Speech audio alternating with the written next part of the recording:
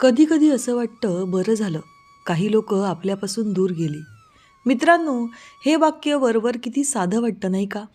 पण नीट पाहायला गेलं तर त्यामागे आपल्या आयुष्याचं खूप खोल सत्य लपलेलं आहे. आपण सगळेच आपल्या आयुष्यात कित्येक लोकांना भेटतो.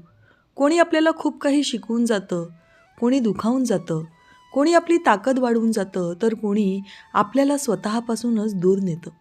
पण यात वेळ ही एक अशी गोष्ट आहे जी आपल्यासाठी नको असलेली माणसं अलगदपणे दूर करून टाकते. सुरुवातीला थोडासा त्रास होतो, पण हळूहळू कळतं की त्यांच्या दूर जाण्यामध्येच आपल्यासाठी काहीतरी चांगलं लपलेलं होतं. आठवा बरं, तुमच्या आयुष्यातील अशी काही लोकं जी तुमच्याजवळ तर होती, पण काही कारणांनी तुमच्यापासून दूर गेली. कधीकधी त्या व्यक्ती गेल्यानंतर आपल्या मनात संमिश्र भावना असतात.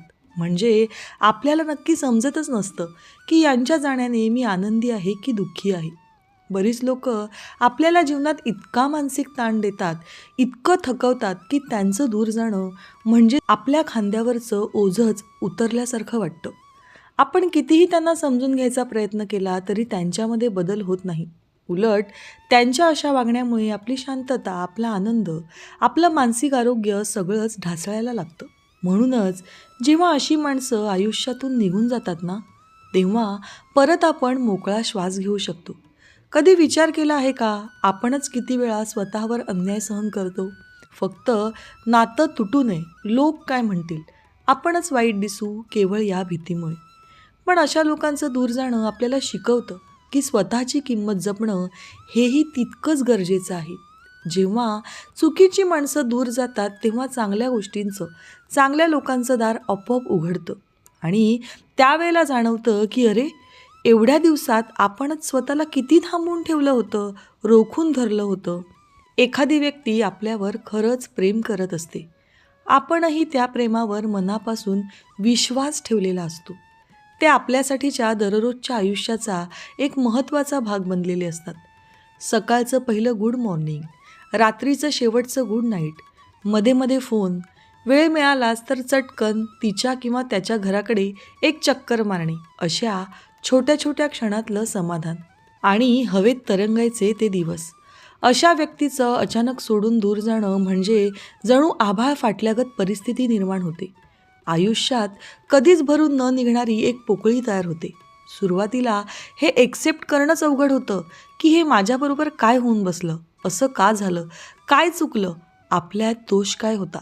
पहिल्या काही दिवसात मन खात राहतं, रडत राहतं, उदास होतं.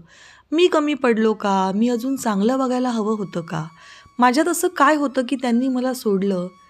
ही चुका शोधायची सवय सुरुवातीला मनाला खूप त्रास देते.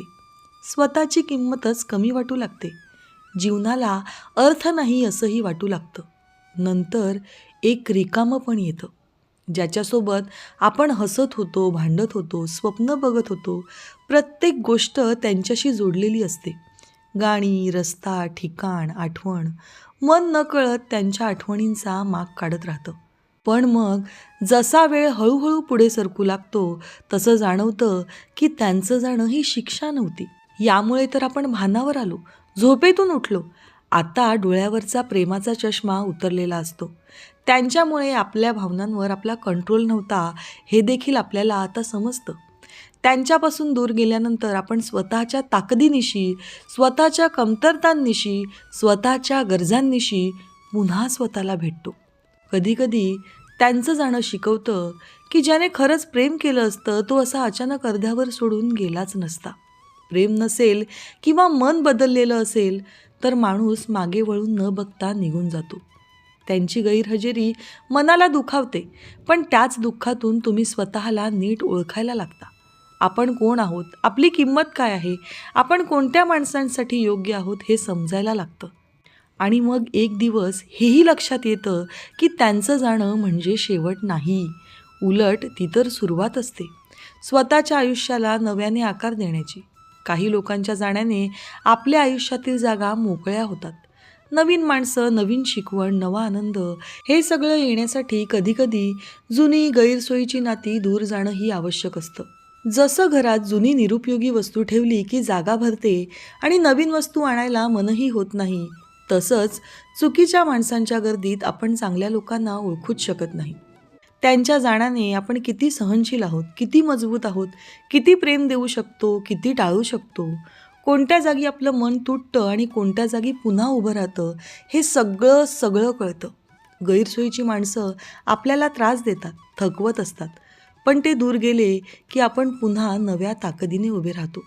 आणि किती मजेशीर आहे ना, जी लोकं दूर गेल्यानंतर आपण दुःख करीत असतो, काही दिवसांनी तीच लोकं आपल्यासाठी बिनकामाची गैरसोयीची होतात. त्यांच्याशिवायही आयुष्य किती छान चालतं हे कळायला वेळ लागत नाही. उलट कधीकधी त्यांच्याशिवाय आयुष्य जास्त शांत, स्थिर आणि आनंदी असतं. खरं सांगायचं तर काही लोकांचं आयुष्यातून दूर जाणं ही काही शिक्षा नसते.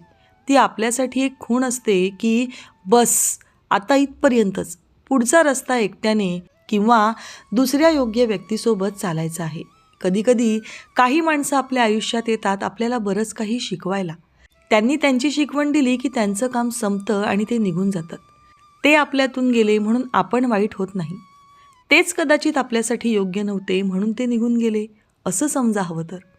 शांत बसून विचार करा, त्या गेलेल्या लोकांचं खरंच महत्त्व होतं का? त्यांच्यामुळे तुम्ही रोज आनंदी राहत होतात की रोज टेन्शनमध्ये असायचा? त्यांच्यामुळे तुमचा आत्मविश्वास वाढत होता की कमी होत होता?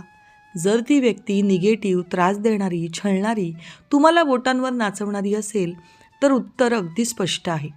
आता मनाला हे सांगायची वेळ आली आहे की बरं झालं ते दूर गेले. कारण काही लोक फक्त आयुष्यातील रिकामी जागा भरून काढायला आलेली असतात, पण आयुष्य सुंदर करायला येत नाहीत. ज्यांना खरंच तुमचं आयुष्य सुंदर करायचं असतं ते कधीच तुमचं मन मोडत नाहीत. ते जवळ राहतात किंवा दूर गेले तरी गोड आठवणी देऊन जातात.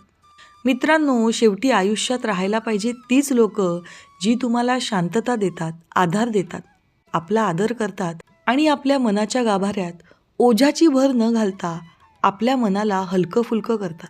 म्हणून कुणी सोडून वाईट बोलून गेलंही असेल तरी मनात हा एकच विचार ठेवा, तुम्ही गेलात ते चांगलंच झालं, कारण आता माझ्या आयुष्यात फक्त चांगल्या आणि पॉझिटिव्ह गोष्टींसाठीच जागा आहे. मित्रांनो, दररोज विविध सकारात्मक विचारांसह आपण भेटत असतो. तुमचे जीवनही असेच सकारात्मक विचारांनी भरून जाऊ. तुमच्या मनातील सर्व चांगल्या इच्छा आकांक्षा पूर्ण होत.